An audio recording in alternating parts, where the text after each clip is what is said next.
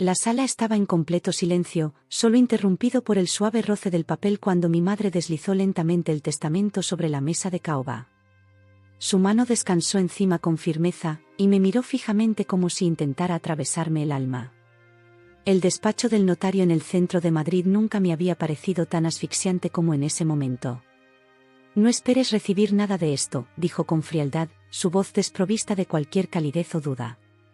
La miré con una calma que no sabía que poseía, sintiendo el peso de los años de desprecios acumulados.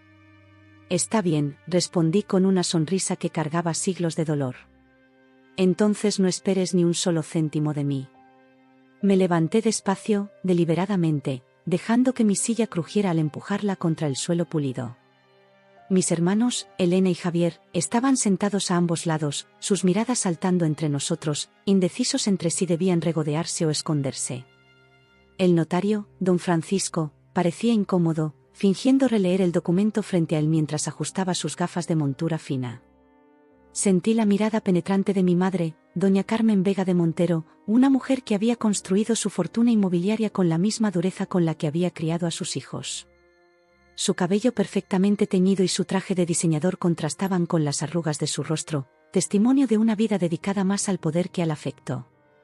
Sin decir otra palabra, me di la vuelta y salí de aquel edificio señorial del barrio de Salamanca, un lugar que simbolizaba todo lo que mi familia representaba y que nunca había sentido como propio. El Madrid primaveral me recibió con una brisa que agitó las hojas de los plátanos que bordeaban la calle. Respiré profundamente, sintiendo que me quitaba un peso de encima. Mi pequeño apartamento en Lavapiés, tan alejado del lujo ostentoso de mi familia, me esperaba.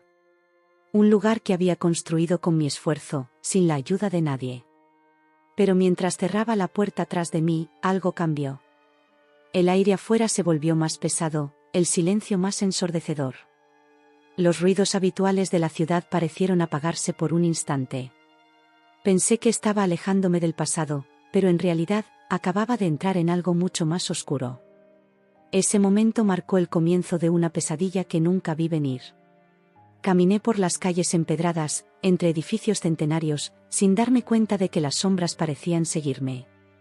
Las palomas alzaron el vuelo a mi paso, como si percibieran algo que yo no podía ver. Una anciana me miró fijamente desde su balcón, y por un momento creí ver miedo en sus ojos arrugados. Llegué a la Plaza Mayor y me detuve. El bullicio de los turistas y los camareros de las terrazas me trajo de vuelta a la realidad. O eso creía. Porque mientras observaba a la gente pasar, una sensación extraña me invadió. Como si hubiera despertado algo antiguo, algo que dormitaba en las entrañas de Madrid, en los cimientos de edificios que habían sido testigos de siglos de historias y secretos. Mi teléfono sonó. Era Elena, mi hermana menor, la única que a veces mostraba algo parecido a la compasión. «¿Estás bien?», preguntó, su voz temerosa, como si hablar conmigo fuera un acto de traición. «Perfectamente», mentí. «La libertad se siente bien». Hubo un silencio, y luego, «Mamá está furiosa. Dice que has cometido un error que no podrás arreglar». «No es la primera vez que me equivoco según ella», respondí, intentando sonar despreocupado. «No, Carlos, esto es diferente». Parece asustada. Fruncí el ceño. ¿Mi madre asustada? Esa mujer que manejaba a políticos y empresarios con la misma facilidad con que otros respiran, ¿temiendo algo? «Cuídate», susurró Elena antes de colgar. Me quedé mirando el teléfono, intentando entender qué había sucedido realmente en esa sala. La reacción de mi madre parecía desproporcionada incluso para ella. No era solo rabia por mi desafío, había algo más en sus ojos. ¿Miedo? ¿Preocupación? El sol comenzaba a ponerse sobre los tejados de Madrid, tiñendo el cielo de tonos anaranjados y morados. Las luces de la ciudad empezaban a encenderse una a una, como pequeñas estrellas terrestres. Pero mientras caminaba hacia mi apartamento, sentí que cada paso me alejaba de la vida que conocía y me adentraba en un territorio desconocido. Las palabras de mi madre resonaban en mi cabeza: «No esperes recibir nada de esto». Quizás no se refería solo al dinero o las propiedades. Quizás hablaba de algo más, algo que yo aún no comprendía. Al llegar a mi calle, noté que las farolas parpadeaban de forma extraña, como si algo interfiriera con la electricidad. El portal de mi edificio, normalmente iluminado, estaba en penumbra. Y mientras subía las escaleras hasta el cuarto piso, cada crujido, cada sombra, parecía contener una presencia que me observaba. No lo sabía entonces, pero aquella tarde en el despacho del notario había marcado algo más que mi deserción familiar. Había desatado fuerzas que llevaban generaciones esperando, acechando en los rincones de nuestra historia. La noche cayó sobre Madrid y con ella, el comienzo de mi pesadilla. La primera señal apareció 2 noches después. Desperté sobresaltado al ver las luces de mi apartamento parpadeando, aunque estaba seguro de haberlo apagado todo antes de acostarme. Mi teléfono no cargaba, y cada mensaje que enviaba parecía desvanecerse en el aire digital. Al principio, lo atribuí a una subida de tensión, quizás incluso a un fallo en el sistema eléctrico del edificio antiguo donde vivía. Pero cuanto más intentaba desestimarlo, más frecuentes se volvían estos extraños sucesos. Me incorporé en la cama, frotándome los ojos para comprobar que no estaba soñando. El reloj digital marcaba las 3:33 de la madrugada, esa hora que mi abuela Remedios siempre llamaba la hora de las brujas. A través de la ventana se filtraba la luz anaranjada de las farolas de la calle Argumosa, proyectando sombras inquietantes en las paredes desconchadas. Intenté encender la lámpara de la mesita, pero nada sucedió. Busqué mi móvil a tientas, pero la batería estaba completamente agotada a pesar de haberlo dejado cargando. Un escalofrío me recorrió la espalda cuando escuché un ligero crujido proveniente del salón. Con el corazón latiendo aceleradamente, me levanté. El suelo de madera crujía bajo mis pies descalzos mientras avanzaba por el pasillo. El frío de principios de otoño se colaba por las ventanas mal aisladas, pero había algo más en ese frío, algo que parecía calarme hasta los huesos. Al llegar al salón, lo que vi me dejó paralizado. Sobre la mesa del comedor, perfectamente centrada, había una fotografía de mi familia, una que había roto y tirado hace años, el día que decidí alejarme de su toxicidad.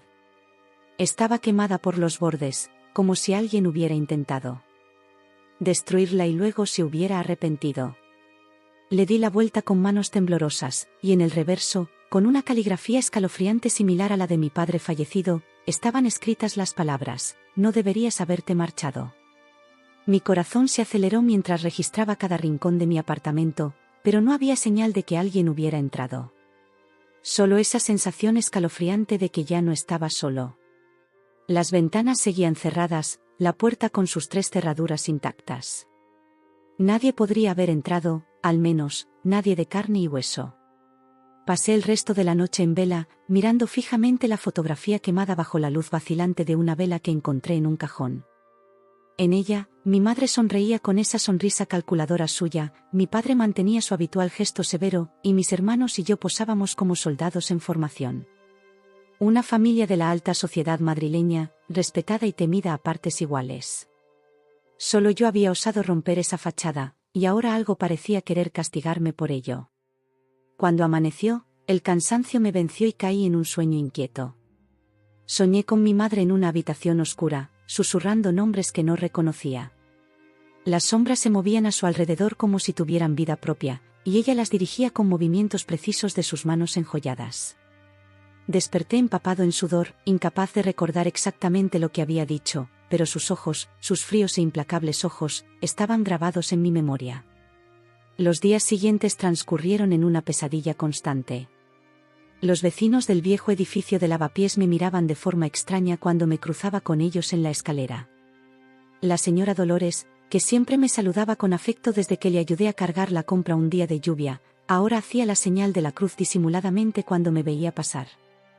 En el estudio de arquitectura donde trabajaba, las cosas tampoco iban mejor. Los planos en los que trabajaba aparecían modificados por la mañana, con extraños símbolos dibujados en los márgenes. Mi jefe, Antonio, me llamó a su despacho para preguntarme si todo iba bien, mencionando que varios compañeros se habían quejado de mala energía cuando yo estaba cerca. Una tarde, mientras caminaba por el Retiro buscando algo de paz, me senté en un banco frente al estanque. El reflejo en el agua me devolvió una imagen distorsionada de mí mismo, más pálido, con ojeras profundas, el pelo revuelto. Pero lo más perturbador fue que, por un instante, creí ver otra figura reflejada detrás de mí, aunque al girarme no había nadie. Por las noches, las pesadillas se intensificaron. Mi madre aparecía siempre, a veces acompañada por figuras encapuchadas que murmuraban en un idioma que no entendía pero que, de alguna manera, me resultaba familiar. En uno de estos sueños, vi un libro antiguo con el escudo de mi familia, un águila con una llave en el pico, y páginas escritas con lo que parecía ser sangre. Después de ese sueño particularmente vívido, mi espejo del baño amaneció con la palabra «vuelve» escrita con lo que parecía ser Bao, aunque la ventana estaba cerrada y no había duchado con agua caliente. El mensaje se desvaneció minutos después, pero la sensación de estar siendo observado permaneció. Luego vinieron los ruidos, pasos cuando estaba solo, susurros en los rincones, muebles que se movían ligeramente durante la noche. Mi apartamento, antes mi refugio, se había convertido en un lugar que temía. Comencé a pasar más tiempo fuera, en cafeterías, bibliotecas, cualquier lugar público donde la presencia parecía diluirse entre la multitud. Fue en la Biblioteca Nacional, buscando distracción en libros antiguos, donde encontré algo que me heló la sangre. En un tomo sobre linajes españoles, abierto al azar, apareció el apellido Montero. La página hablaba de una antigua familia de comerciantes del siglo XVII cuya fortuna creció misteriosamente después de un viaje a las Américas. El patriarca había regresado con riquezas inexplicables y, según las crónicas, un secreto guardado bajo 7 llaves que aseguraría la prosperidad de sus descendientes. La coincidencia me pareció demasiado grande. ¿Era posible que mi familia ocultara algo más que dinero y propiedades? ¿Algo que explicara los extraños sucesos desde mi renuncia a la herencia? Al volver a casa esa noche, encontré mi apartamento revuelto. Pero no como si hubieran entrado a robar, sino como si alguien hubiera estado buscando algo específico. Los cajones abiertos, los libros esparcidos por el suelo, las fotografías que quedaban volteadas. Y en mi cama, sobre la almohada, otra fotografía quemada. Esta vez, era una imagen de mi abuela Remedios, la madre de mi padre, con su característico medallón de plata que siempre llevaba al cuello. Algo no estaba bien. Y en el fondo, sabía que tenía que ver con el testamento. Esa misma noche, mientras intentaba poner orden en el caos, recibí una llamada desde un número desconocido. Al contestar, solo escuché respiración y luego un susurro: «La sangre llama a la sangre, Carlos. Algunos lazos no se pueden romper». Desesperado por respuestas, decidí visitar a la única persona que podría hablarme con honestidad, mi tía Pilar, la hermana de mi padre. El viaje hasta Toledo fue como atravesar un umbral entre dos mundos. Dejé atrás el Madrid moderno y sus rascacielos para adentrarme en calles estrechas y empedradas que parecían congeladas en el tiempo. La casa de mi tía Pilar se encontraba en el casco antiguo, cerca de la catedral, en una calleja tan estrecha que apenas entraba la luz del sol. Pilar siempre había sido diferente al resto de la familia, más suave, más amable y mucho más espiritual. Mientras mi madre construía su imperio inmobiliario con mano de hierro, Pilar se había dedicado a estudiar historia y antropología, especializándose en tradiciones antiguas y folclore español. Mi padre la consideraba la oveja negra de los Montero, pero para mí siempre fue un refugio de normalidad en medio de la frialdad familiar. Cuando le conté todo lo sucedido, su rostro se tornó pálido. Nos sentamos en su pequeño patio interior, rodeados de macetas con hierbas aromáticas y un limonero que mi tía cuidaba con devoción. El tintineo de un móvil de viento era el único sonido que acompañaba nuestra conversación. «Tu madre nunca te lo contó, ¿verdad?», susurró, mientras servía té de hierbabuena en tazas de cerámica toledana. «Ese testamento, no se trata solo de dinero. Es protección. Un pacto». La miré confundido, sintiendo como un escalofrío me recorría la espalda a pesar del sol de la tarde que bañaba el patio. «¿Un pacto? ¿De qué estás hablando, tía?». Pilar dejó su taza y me miró directamente a los ojos. Por un momento, me recordó a mi abuela Remedios, con esa misma mirada que parecía ver más allá de lo aparente. «Ven conmigo», dijo. Finalmente. Me condujo al interior de la casa, a través de habitaciones llenas de libros y objetos antiguos, hasta llegar a una puerta pequeña que daba a un sótano. El lugar estaba abarrotado de viejos volúmenes y reliquias que no reconocí, amuletos, figuras talladas en madera oscura, velas de colores específicos. De un arcón polvoriento, sacó un diario, el de mi abuela Remedios. Tu abuela me confió esto antes de morir. Me hizo prometer que lo guardaría hasta que fuera necesario. Creo que ese momento ha llegado. Mientras pasábamos las páginas, una oscura historia se desplegó ante nosotros. Nuestra familia había hecho un trato generaciones atrás. Riqueza, prosperidad e influencia fueron concedidas, pero solo si el primogénito de cada generación nunca daba la espalda al linaje. Si lo hacían, seguiría la retribución. Todo comenzó en 1623, cuando Diego Montero de Espinosa, mi antepasado, regresó de las Américas. No solo trajo oro y plata, sino también conocimientos prohibidos. En Perú, había entrado en contacto con un chamán quechua que le habló de entidades antiguas que podían otorgar poder y riqueza a cambio de lealtad eterna. Diego, ambicioso y desesperado tras años de fracasos comerciales, aceptó el trato. El pacto era simple pero inflexible. La entidad, a la que los diarios de mi abuela se referían solo como el guardián, protegería a la familia y aseguraría su prosperidad. A cambio, cada generación debía renovar el juramento, y el primogénito tenía la responsabilidad de mantener unida a la familia, preservando el linaje y sus secretos. El medallón de la abuela Remedios, murmuré, recordando la fotografía quemada en mi almohada. Pilar asintió, gravemente. Era el símbolo del pacto. Cada primogénito lo recibe al cumplir los 18 años. Tu padre lo tuvo, y ahora debería ser tuyo. Pero yo nunca. Lo sé. Carmen se aseguró de ocultártelo. Siempre creyó que eras demasiado independiente. Temía que rechazaras la responsabilidad. Un recuerdo surgió entonces, mi 18º cumpleaños, mi madre insistiendo en una ceremonia familiar que yo había rechazado por considerarla otra excusa para exhibir el estatus de los Montero. Su furia desmedida ante mi negativa, que en aquel momento atribuía a su habitual necesidad de control. ¿Qué significa esto, tía? ¿Estás diciendo que por rechazar la herencia he roto algún tipo de maldición familiar? Pilar me miró con tristeza. No, Carlos. Lo que has hecho es despertar algo antiguo. Tu rechazo en la mesa del notario no solo insultó a tu madre, desencadenó la ruptura del pacto. El guardián ha sido liberado de su obligación de protegernos, pero no de su conexión con nuestra sangre. Un escalofrío me recorrió la columna vertebral al recordar las palabras del susurro telefónico: la sangre llama a la sangre. Las pesadillas que estás viviendo ahora, continuó Pilar, son solo el comienzo. Has roto el círculo. Ahora quiere quebrarte a ti. ¿Quebrarme? ¿Qué significa eso exactamente? Mi tía pasó unas páginas más del diario hasta detenerse en un relato aterrador.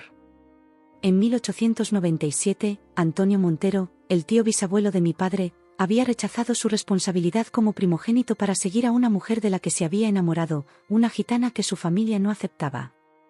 Los meses siguientes a su deserción estuvieron marcados por sucesos similares a los que yo estaba experimentando: apariciones, mensajes inexplicables, sensación de ser observado. Antonio intentó huir a Francia con su amada, pero ella comenzó a comportarse de manera extraña, como si estuviera poseída. Una noche, mientras dormía, lo atacó con un cuchillo, hiriéndolo gravemente. Luego desapareció, dejando solo una nota escrita con caligrafía que no era la suya: el pacto reclama lo que es suyo. Antonio sobrevivió, pero nunca volvió a ser el mismo. Regresó a Madrid, se sometió al pacto familiar y vivió el resto de sus días en una habitación de la mansión familiar, negándose a salir, hablando de sombras que lo acechaban incluso a plena luz del día. ¿Estás sugiriendo que algo sobrenatural está tras de mí?, pregunté, intentando mantener la calma a pesar del miedo creciente. El mundo es más grande y extraño de lo que nos han enseñado a creer, Carlos. Lo que tu antepasado trajo de América no era simplemente una superstición. Era un acuerdo con algo antiguo y poderoso, algo que ha estado alimentándose de la lealtad y el miedo de nuestra familia durante siglos. Nos quedamos en silencio mientras la tarde caía sobre Toledo. A través de la pequeña ventana del sótano, veía cómo las sombras se alargaban en las paredes de piedra. De pronto, sentí que ya no estábamos solos. Una presencia pesada parecía haber entrado en la habitación, algo que hacía que el aire fuera más difícil de respirar. Pilar también lo notó. Se levantó rápidamente y encendió una vela negra que sacó de un cajón. Está aquí, murmuró. Te ha seguido. El fuego de la vela se agitó sin que hubiera corriente, proyectando sombras danzantes en las paredes. Por un segundo, creí ver una figura oscura reflejada en un antiguo espejo que colgaba en la pared, pero al girarme no había nadie. ¿Qué puedo hacer?, pregunté, con la voz apenas audible. Hay dos caminos, respondió Pilar, mientras trazaba con sal un círculo a nuestro alrededor. Puedes someterte al pacto, regresar a la familia y aceptar tu lugar como primogénito de los Montero. Oh. Se detuvo, como si temiera pronunciar las palabras. ¿O qué, tía? O puedes intentar romper el pacto definitivamente. Pero eso requeriría algo que pocos han intentado. Un ritual de separación, un corte limpio con el linaje y sus obligaciones. Es peligroso, Carlos. Muy peligroso. ¿Más peligroso que lo que ya está sucediendo? Pilar negó con la cabeza. No hay garantías de éxito. Y el precio es alto. Tendrías que renunciar a todo lo que te une a los Montero. No solo las propiedades o el dinero, sino también los recuerdos, los lazos, incluso partes de ti mismo que no sabes que existen. Un fuerte golpe en el piso superior nos sobresaltó. Algo o alguien estaba moviendo muebles. No tenemos mucho tiempo, susurró Pilar. El guardián sabe que estamos hablando de él. Sabe que estoy revelándote sus secretos. La temperatura del sótano descendió bruscamente. Mi aliento se condensaba en el aire, formando pequeñas nubes frente a mi rostro. Las velas parpadearon y el diario de mi abuela se cerró de golpe, como impulsado por una mano invisible. Deberías irte ahora, dijo Pilar, poniéndose de pie. Llévate el diario. Estúdialo. Decide qué camino quieres tomar. Pero hazlo rápido, Carlos. El tiempo corre en tu contra. Mientras subíamos las escaleras, escuché un susurro tan cerca de mi oído que me sobresalté. La sangre de los Montero me pertenece. Todos vuelven al final. Al salir de la casa de mi tía, el sol se había puesto completamente. Las calles de Toledo, normalmente llenas de turistas, parecían desiertas. Solo el eco de mis propios pasos me acompañaba mientras me dirigía a la estación de tren, con el diario de mi abuela firmemente sujeto bajo el brazo. Sabía que una decisión crucial me esperaba. Someterme al pacto familiar o luchar contra él. Ambos caminos estaban llenos de peligros, pero lo único seguro era que ya no había vuelta atrás. El regreso a Madrid en el último tren de la noche fue una experiencia que nunca olvidaré. El vagón iba prácticamente vacío, excepto por una anciana que dormitaba en un extremo y un hombre de traje oscuro que no dejó de mirarme durante todo el trayecto.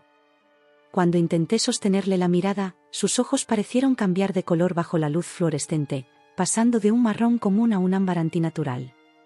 Bajó en Aranjuez sin decir palabra, pero la sensación de ser observado permaneció durante el resto del viaje. Lo que siguió no podía explicarse con lógica. Al llegar a mi apartamento, me encontré con que mi reflejo en el espejo del recibidor comenzaba a comportarse de manera diferente. Sonreía cuando yo no lo hacía, inclinaba la cabeza en una sincronía inquietante. En más de una ocasión, me quedé paralizado, observando cómo mi imagen realizaba gestos que yo no había hecho, como si probara su independencia. Las sombras se movían en habitaciones que no había pisado. El sonido de pasos me despertaba en mitad de la noche, y más de una vez, vislumbré figuras al final del pasillo que se desvanecían cuando me acercaba. Mi hogar se había convertido en un escenario de terror donde yo era tanto el protagonista como el espectador. Una mañana temprano, después de finalmente lograr conciliar el sueño tras horas de insomnio, desperté sintiendo que me asfixiaba. Un peso invisible presionaba mi pecho, impidiéndome respirar. Luché desesperadamente, intentando incorporarme, pero algo me mantenía inmóvil. Cuando por fin logré moverme, corrí al baño. Lo que vi en el espejo me heló la sangre. La marca de una mano estaba claramente impresa en mi pecho, como si alguien, o algo, me hubiera estado sujetando. Y sobre la superficie empañada del espejo había un mensaje escrito en condensación: vuelve. Antes de que sea demasiado tarde. Grité, derribando el botiquín y rompiendo frascos de medicamentos. La ilusión de seguridad que había construido a mi alrededor se desmoronaba por completo. El acoso no se limitaba a mi apartamento. En la calle Real, mientras compraba en el mercado, una vendedora de hierbas me detuvo. Era una mujer mayor, con rasgos que recordaban a los gitanos del Sacromonte. «Llevas una sombra contigo, muchacho», me dijo, agarrándome del brazo con una fuerza sorprendente para su edad.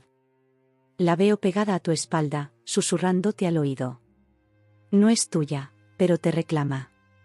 Se santiguó rápidamente y me entregó un pequeño saquito de tela roja. «Romero, albahaca y sal negra. Ponlo bajo tu almohada.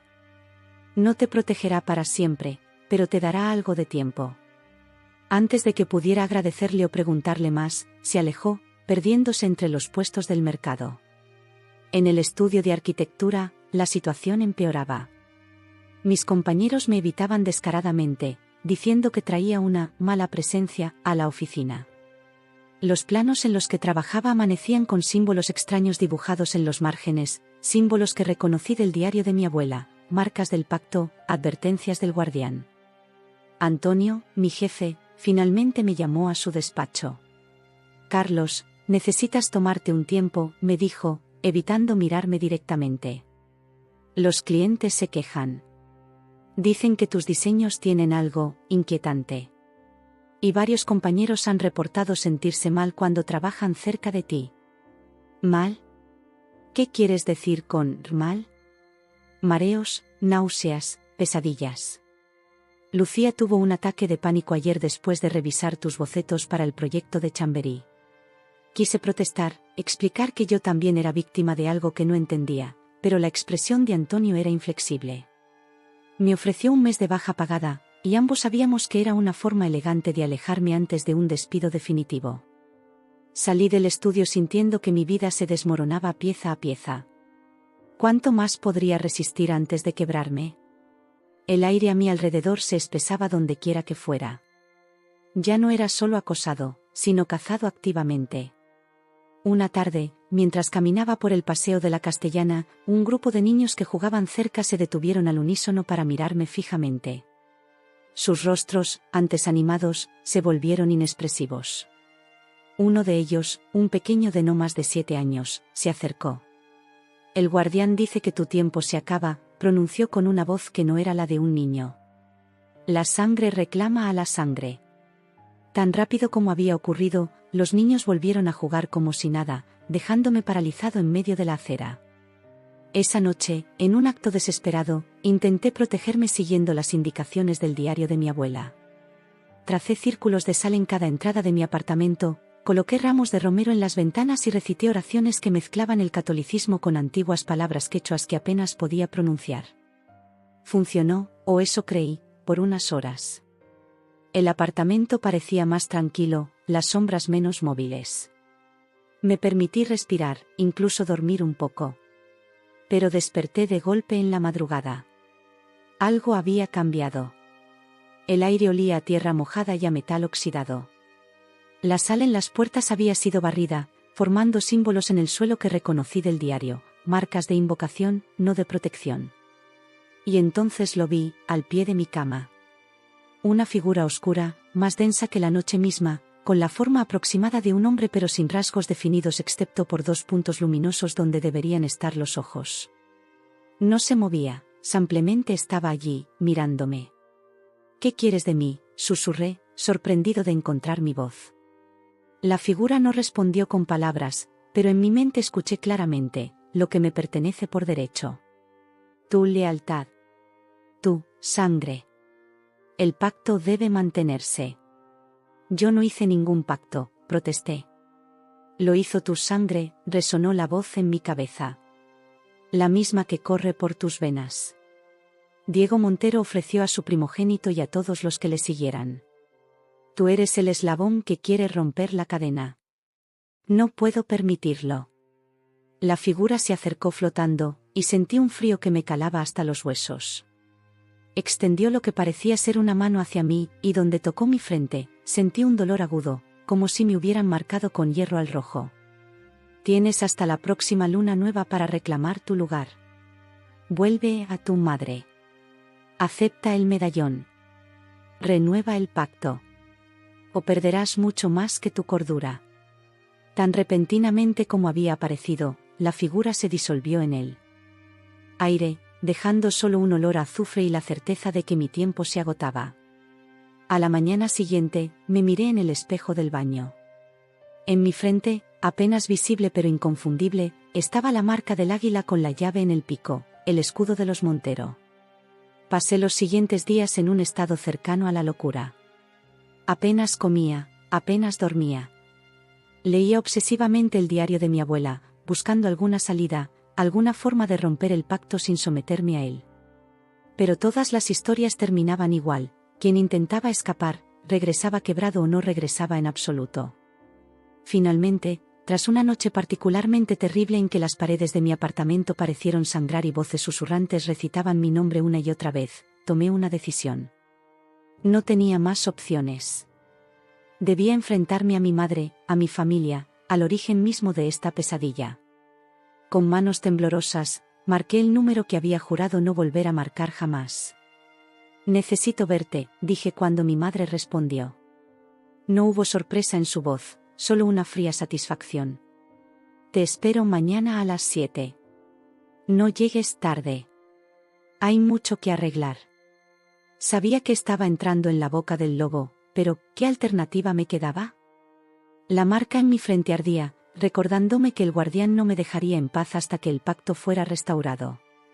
O hasta que encontrara una forma de romperlo definitivamente. El paseo de la Castellana nunca me había parecido tan largo ni tan amenazante como aquella tarde de otoño. Las hojas secas crujían bajo mis pies mientras me acercaba a la imponente mansión familiar, un edificio de principios del siglo XX que mi madre había restaurado con un gusto exquisito y frío, como ella misma.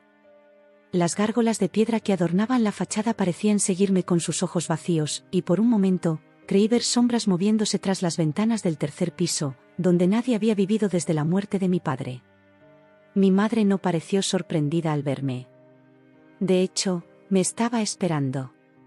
Sentada en la misma mesa donde todo había comenzado, el testamento nuevamente frente a ella.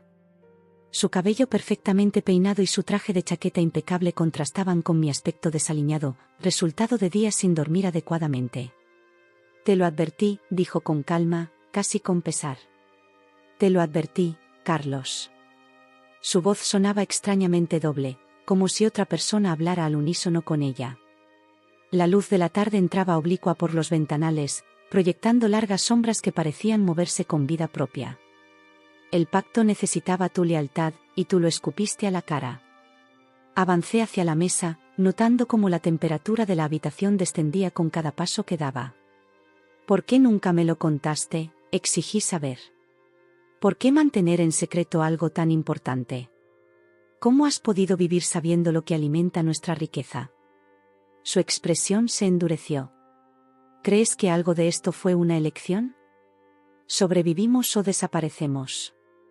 Hice lo que tenía que hacer para protegerte, para protegernos a todos.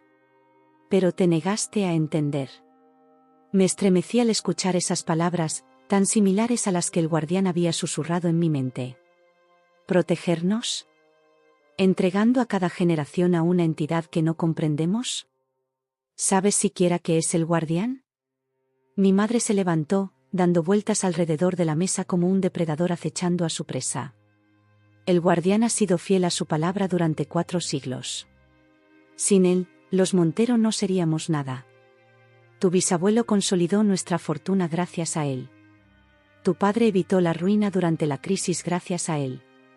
¿Y tú?». Sus ojos se clavaron en mí, brillantes de furia. «Tú eras el elegido para esta generación. El primogénito. El más fuerte de tus hermanos. ¿Por qué crees que insistí tanto en que estudiaras arquitectura? Necesitábamos a alguien que entendiera los símbolos, las estructuras. Alguien que pudiera renovar los sellos en las propiedades de la familia». Un escalofrío me recorrió al comprender los extraños elementos arquitectónicos que siempre había notado en nuestras propiedades, patrones repetidos en los suelos, distribuciones peculiares de las habitaciones, símbolos decorativos que no encajaban con ningún estilo conocido, eran parte del pacto. La mansión en la que estábamos no era solo una vivienda, era un templo dedicado al guardián. De repente, Las luces parpadearon. Una corriente de aire frío atravesó la habitación aunque todas las ventanas estaban cerradas. La mesa tembló. Mi madre colocó ambas manos sobre el testamento. Solo hay una forma de arreglar esto, dijo. Reclamar tu sangre. Aceptar el vínculo. O todo lo que amas será arrebatado. Su voz sonaba cada vez menos como la suya y más como algo antiguo y poderoso hablando a través de ella. Noté con horror que las venas de sus manos se marcaban con un tono negro azulado mientras sostenía el documento. ¿Qué le has dado al guardián todos estos años, madre?, pregunté, sintiendo náuseas. ¿Qué sacrificios has hecho para mantener esta maldición? Los necesarios, respondió secamente. Tu padre entendía el precio. Elena y Javier lo entienden. ¿Por qué tú no puedes aceptarlo? De un cajón lateral de la mesa sacó un objeto envuelto en terciopelo negro. Al desenvolverlo, reconocí el medallón que mi abuela siempre llevaba al cuello, un águila de plata sosteniendo una llave en el pico, con pequeñas inscripciones grabadas en los bordes que no pertenecían a ningún idioma que yo conociera. Este medallón ha pasado de primogénito a primogénito desde Diego Montero. Debió ser tuyo hace años. Es hora de que lo aceptes, Carlos. Es tu destino. Mi corazón latía con fuerza. El medallón parecía pulsar con vida propia bajo la luz mortecina, como si me llamara. Una parte de mí, una parte que no reconocía como propia, deseaba tomarlo, sentir su peso alrededor de mi cuello, aceptar mi lugar en la línea sucesoria. Con el medallón vendría el fin de las pesadillas, de la persecución, del acoso constante. Pero algo más fuerte me detuvo. Recordé las palabras de mi tía Pilar sobre el ritual de separación, sobre cortar los lazos definitivamente. Recordé también lo que había leído en el diario de mi abuela, historias de aquellos que habían intentado escapar del pacto y habían fracasado. Todos ellos habían huido, habían intentado esconderse. Ninguno había confrontado directamente al guardián. ¿Y si me niego?, pregunté, sorprendido por la firmeza de mi voz. Mi madre palideció. No seas estúpido. Has visto lo que puede hacer. Y apenas ha comenzado a mostrarte su poder. Lo que has experimentado hasta ahora ha sido un juego para él. Responde a mi pregunta, insistí. ¿Qué pasa si me niego definitivamente? Las sombras de la habitación se alargaron, deslizándose por las paredes como si fueran líquidas. El aire se volvió tan denso que apenas podía respirar. Y entonces, mi madre cambió. Su postura se enderezó de forma antinatural, y cuando volvió a hablar, la voz no era la suya. Entonces pagará toda tu línea, dijo la voz a través de ella. La sangre ofreció, la sangre pagará. 7 generaciones hacia atrás, 7 hacia adelante. Todo lo que fue dado será reclamado. Todo lo que fue concedido será arrebatado. Y tú verás cada pérdida, sentirás cada dolor, antes de que te permita descansar.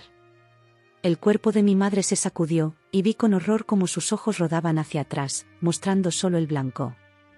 Por un instante aterrador, pareció que otra presencia habitaba su cuerpo, estirando su piel desde dentro como si intentara moldearse a una forma humana que no le correspondía. Y entonces lo comprendí, no estaba solo frente a mi madre. Estaba frente al guardián mismo. Las luces de la mansión explotaron a la vez, dejándonos en una oscuridad que rápidamente se llenó de susurros. Sentí manos heladas rozando mi nuca, mi espalda, mis brazos. La temperatura descendió tanto que podía ver mi aliento condensándose frente a mí. Mi madre, o lo que la estaba usando, se acercó, extendiendo el medallón hacia mí. Sus movimientos eran espasmódicos, como si fuera una marioneta manipulada por hilos invisibles. Tómalo, ordenó la voz. Es tuyo por derecho. Por sangre. Por pacto. El medallón brillaba con un resplandor propio, hipnótico. Sentí una compulsión irresistible de aceptarlo, como si mi voluntad estuviera siendo drenada.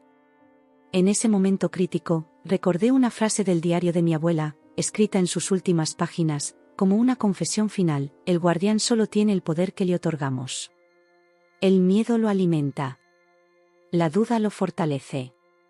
La certeza puede liberarnos.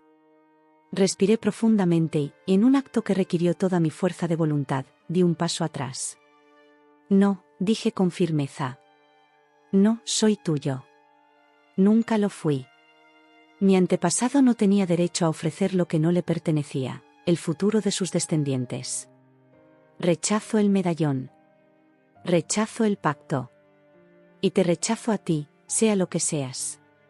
Un rugido inhumano emergió de la garganta de mi madre, y su cuerpo se sacudió violentamente. El medallón cayó al suelo con un tintineo metálico. Las sombras de la habitación se arremolinaron, formando una figura más densa y oscura que la noche misma, con ojos que brillaban como brasas. El pacto no puede romperse, gruñó la voz, ahora directamente en mi mente. La sangre prometió. La sangre pagará. Entonces que pague mi sangre, solo la mía, respondí. Aquí y ahora. Un último sacrificio para terminar con esto. La figura pareció dudar, como si mis palabras la hubieran sorprendido. Mi madre se desplomó en el suelo, inconsciente, mientras el guardián se manifestaba completamente, desprendiéndose de ella como una piel que ya no necesitaba. ¿Qué propones, hijo de los Montero?, preguntó, su voz resonando no solo en mis oídos sino en todo mi cuerpo. Un duelo, respondí, improvisando desesperadamente. Mi voluntad contra la tuya. Si ganas, me someto completamente. Si pierdo, dejas ir a mi familia. El pacto termina. La figura se expandió, llenando la habitación con su presencia asfixiante. Has elegido el camino difícil, dijo finalmente. Así sea. Y con esas palabras, la oscuridad me engulló por completo. No respondí de inmediato. Me quedé en silencio, dejando que el peso de generaciones se asentara sobre mis hombros. Luego, sin tocar el testamento ni el medallón, me volví y caminé hacia la puerta. Pero esta vez no estaba huyendo. Estaba listo para luchar. Ya había perdido demasiado. No iba a perderme a mí mismo también. Me encontré en un espacio que no era físico, un vacío absoluto donde solo existíamos el guardián y yo. Su forma era cambiante, a veces humanoide, otras veces bestial, siempre envuelta en sombras que parecían absorber la luz misma. Tantos Montero han estado aquí antes, dijo la entidad. Todos eligieron sabiamente. Todos menos tú. A mi alrededor comenzaron a materializarse rostros que reconocí de antiguos retratos familiares, antepasados que habían renovado el pacto generación tras generación. Entre ellos, con horror, vi a mi propio padre, su mirada vacía y resignada, tan diferente de la firmeza que recordaba en vida. Todos entendieron el valor del pacto, continuó el guardián. Prosperidad a cambio de lealtad. Un trato justo. ¿Justo?, respondí. Esclavizar a generaciones enteras por la ambición de un solo hombre no es justicia. Es tiranía. La oscuridad a mi alrededor se arremolinó con furia. Hablas de conceptos que no puedes comprender, pequeño mortal. He existido en los pliegues entre mundos desde antes que tus antepasados aprendieran a caminar erguidos. El pacto es mi derecho. La sangre de los Montero me pertenece. La sangre se puede derramar, dije, pero el espíritu es libre. Y es mi espíritu el que te desafía.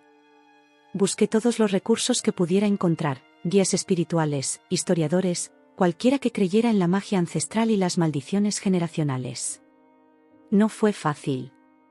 Cuanto más profundamente cavaba, más oscuras se volvían las cosas. Pero descubrí algo que mi madre no sabía: el pacto podía ser roto, no por sumisión, sino por sacrificio. Un corte voluntario de los lazos de sangre, sellado con verdad y valor.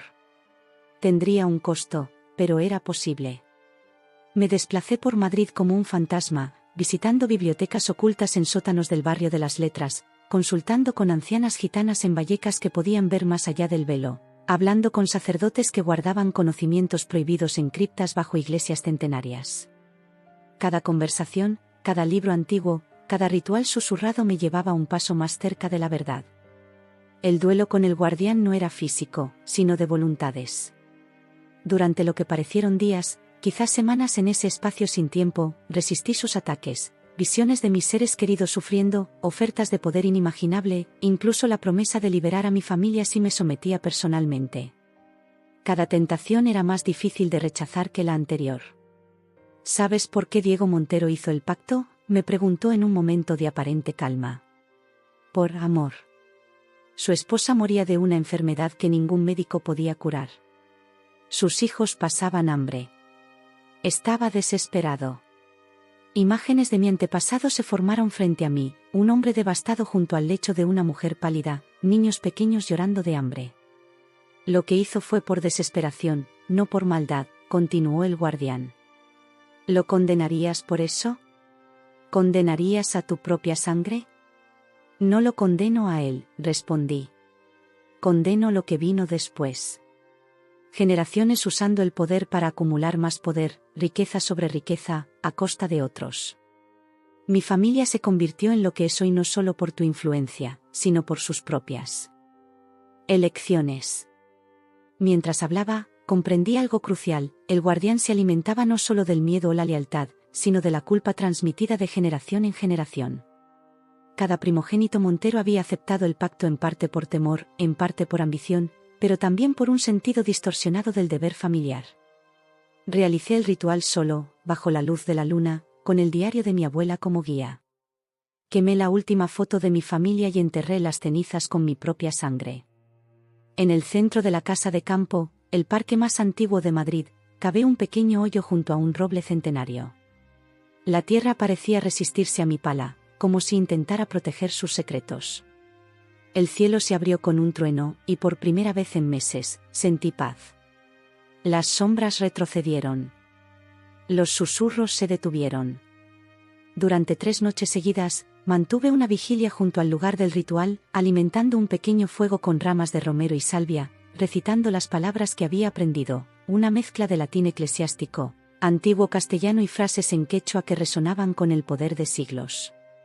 La tercera noche, cuando la luna alcanzó su cenit, el guardián apareció por última vez. Su forma era más definida ahora, casi sólida, como la de un hombre envuelto en un manto de oscuridad. Sus ojos, sin embargo, seguían siendo pozos de noche absoluta. Has elegido el sacrificio, dijo, su voz más humana que nunca. ¿Comprendes lo que eso significa? Lo comprendo, respondí con firmeza. Perderás todo lo que te conecta con los Montero. No solo el nombre o la fortuna, sino los recuerdos, los lazos, partes de ti mismo que ni siquiera sabes que existen. Acepto el precio.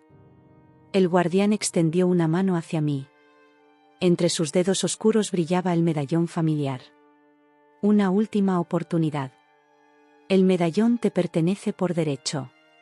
Con él, podrías reconstruir todo lo perdido y más. Poder, influencia, el respeto que mereces. Por un momento, sentí la tentación. El medallón brillaba con promesas de grandeza, de control sobre mi propio destino. Pero sabía que era una ilusión. El control siempre había estado en manos del guardián. Mi derecho es ser libre, respondí. Y extiendo esa libertad a las futuras generaciones que podrían nacer de mí. Con un movimiento rápido, tomé el medallón de su mano. Antes de que pudiera reaccionar, lo arrojé al fuego que había mantenido ardiendo durante 3 noches. El metal ancestral comenzó a derretirse, las inscripciones brillando con un fulgor antinatural mientras se deformaban. El guardián emitió un alarido que pareció sacudir los cimientos mismos de la tierra. Su forma se distorsionó, expandiéndose y contrayéndose como si luchara por mantener su cohesión. Insensato, rugió. Has roto el pacto.